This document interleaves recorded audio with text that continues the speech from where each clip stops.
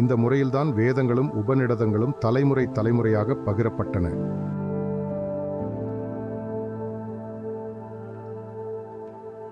அர்த்தமுடன் மனப்பாடம் செய்தல், அந்த வசனங்களை கொண்டு கதைகளை எழுதுதல். இந்த வசனங்களையெல்லாம் குழந்தைகளுக்கு புரிய வையுங்கள்.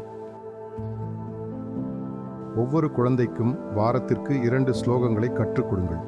அவர்களால் இந்த அளவுக்கு மனப்பாடம் செய்ய முடிந்தால்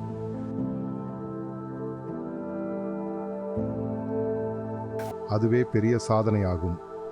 எதிர்மறையான எண்ணங்களை தூண்டாத வகையில் குழந்தைகளை வளர்க்க வேண்டும். நேர்மறையாக சிந்திக்க அவர்களை பழக்கப்படுத்துங்கள். சரியாக குழந்தைகளை வளர்க்கும் பொறுப்பானது நமது பள்ளியின் மீது மிகவும் அதிகமாக உள்ளது என்று நான் நினைக்கிறேன்.